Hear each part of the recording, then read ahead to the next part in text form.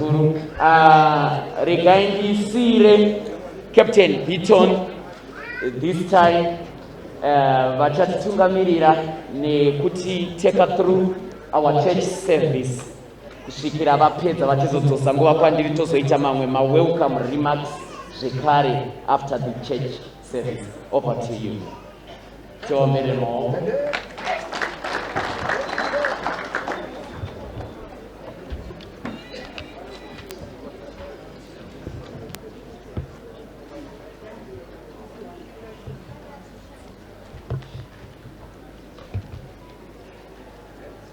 Hallelujah.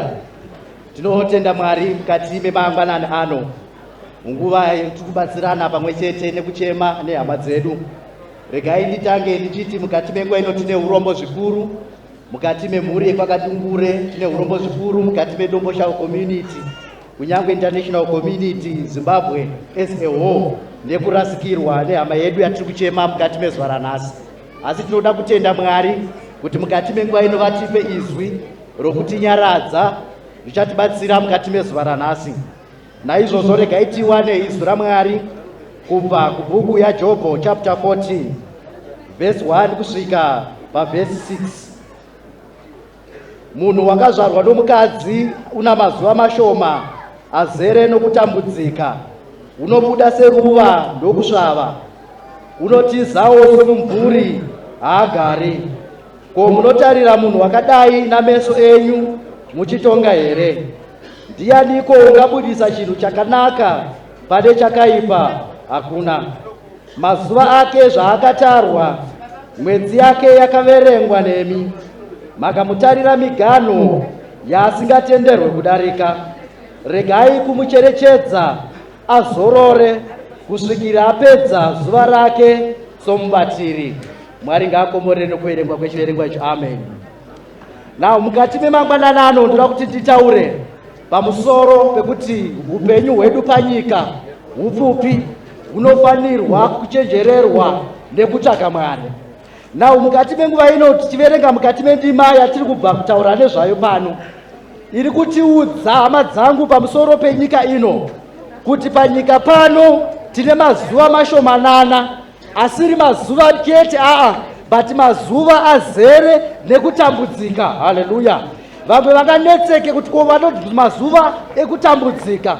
Takatarisa vamwe vedu vanorarama hatione kutambudzika kwavari, but ndakacherechedza nekuona kuti chokwadi panyika pano tiri kutambudzika.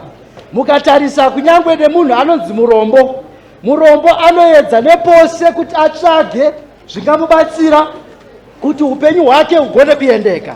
Wararame upenyu hwakanaka ndohwekunetseka mukati menguva yose, trying to make ends meet, ndo zvaanenge akatarisana nazvo. Votarisawo kunyangwe zvekare kana vakaveva munhu akapfuma, vanhu vachimuona vanoti taona munhu ane rugare. But dai maiwana nguva nekuvabvunza vanhu vakapfuma kuti zvokwadi mune rugare here panyika, vaikuudza kuti varume nemadzimai rugare panyika hatina. Seiko ndiri kudaro? Anonetseka nokufunga kuti kana akave nemari ndingaishandiseiko, nhasi uno bhizinesi rangu ndoriiteiko. Haana hope achifunga kunyangwe nezvazvo. But vanoona kana vachinge vachiona vanofungidzira kuti munhu akagarika ari kutambudzika. Tarisewo kuona kunyangwe nen'anga chaidzo kana dzirimo mukati menyika dzakasiyana siyana, vanhu vanofunga kuti vanhu ava vanogara upenyu hwakanaka, but vanotambudzika. Chikonzero chiko anoita kuti mumwe munhu apfume but iye achifamba netsoka. Haleluya. Kureva kuti kutambudzika kwepanyika. Kana mukatarisa muroyi chaiye chaiye, vamwe vanotodada kunyangwe neuroyi, but movacherechedza moona kutambudzika kwavo. Havagone kuita bhizinesi ravo ari masikati, vanoda kufamba vari usiku vasina kusimira, kureva kuti kutambudzika kwepanyika hakuna rugare. Zvino hama dzangu, mukati menguva ino shoko raMwari riri kutibatsira kuti kuratidza kuti upenyu hwedu hwakaveiko. Hanzi upenyu hwedu hwakafanana neruva. Ruva rinobuda toriona richiita zvakanaka, pakupedzisira rinosvava, kureva kuti expiry date ravo rasvika. Ndakacherechedza nekuona kuti kana vari madzimai vanofarira maruva, vanenge vachiadiridza, vamwe vanozora kunyangwe nepolishi kuti ruva riite zvakanaka. But when the time comes, ruva iroro kunyangwe rakapolishwa, kunyangwe richiri vaima, rinosvika panguva yekuexpire, nokuti upenyu hwaro unenge wasvika pakuguma. Ndo zvakafanana neupenyu hwamahama dzangu. Hatisi pano panyika nekusingapere. Nerimwe ramazuva tichabva panyika pano tichienda kudenga kuna Mwari akatisika. But munguva iyo tisati tabva pano panyika tichiri kubhuruma seruva riri kutaurwa pano, inguva yekuti tinofanirwa kuti titsvake Mwari, tinofanirwa kuti tigadzirire nguva neupenyu hwedu huchazouya. Ndo nguva yakanakisa panyika iyi, saka tinofanirwa kuti tizvicherechedze. Hanzi kunyange mukatarisawo panyika apa, Mwari vakaita zviri feya, vakaisa rufu. Pamusoro pekuisa rufu ndokutenderawo zvekare vamwe vari pakati pedu kuti vagone kuuraya munhu. Haleluya! Nechikonzero chekuti kune vanotozvitsvagira mhosva pamberi paMwari nekupfudza vamwe vanhu pamwe nguva yaJehovha isati yakwana, nokuti ivo vanopfudza vanozvigona zvekare. Hanzi mazuva ake akatarwa kare, mwedzi ikaverengwa. Haleluya! Nemiwo muri pano makamutemberawo kunyangwe nemuganho. Haleluya!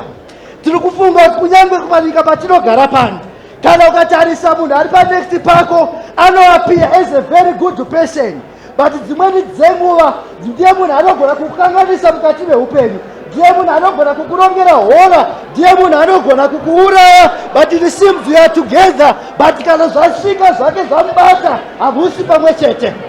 Makamutarirawo mazuva ekurarama panyika pano mukamupa kunyangwe nemuganho. Vamwe vakatoudzwa vakati haudarika apa, shuwa chokwadi havana kupadarika, but dzimweni dzenguva tinodarika because of the grace of God. Mwari vanotichengeta kana nguva isati yakwana, zvinopfuura. Kunyangwe naJesu pane vakamushuvira rufu vari panyika, vakaedza zvavakaedza pamusoro peupenyu hwake, but kana nguva yaJehovha isinge yakwana, isati yakwana, haigona kuwanikwa nechikamu cherufu. Dai Mwari vagona kutibatsira hama dzangu. Zviro kwazvo munhu anorega kufema aripiko, ndo izwi rataurwa pano.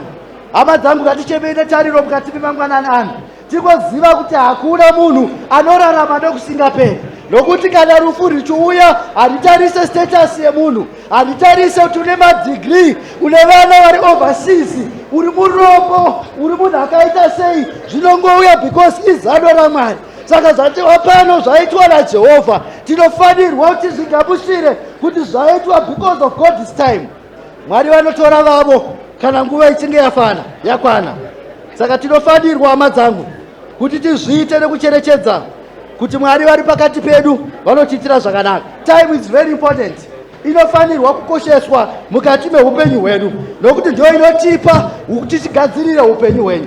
Shoko raMwari rinobva rataura iro zvekare kuti kune bhuku yeupenyu inozarurwa kana nguva ichinge yakwana, kana taakuda kuti tiende kudenga. Ngativavarire kuti mazita edu awanikwe akanyorwa mubhuku yeupenyu. Zvakanaka kuti kunyangwe nepanyika pano pane marecords anogara aripo. Tikabvunza mambo Chinamhora vanokuudza kuti tine marecords evanhu vanoenda kukoti kwavo vachitongwa. Tikabvunza vepolisi vanokuudza kuti kune marecord of criminals. Tikaenda kuchipatara kune marecords evarwere, nekudengawo zvekare kune marecords. But ngatishandirei kuti tive nerecord yakanaka, record inofadza Mwari. Dai Mwari wekudenga vatibatsira mazangu. Taziva kuti panyika pano hatigare zvachose, tinopfuura, rufu ruripo, asi ngatigamuchirei Mwari vatinyaradze.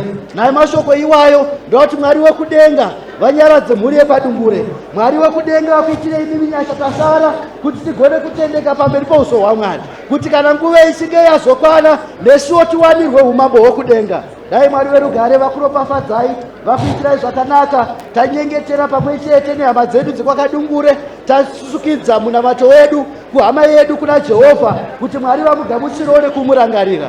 Mwari wekudenga ngaakuropafadzei, akuitirei zvakanaka. Amen.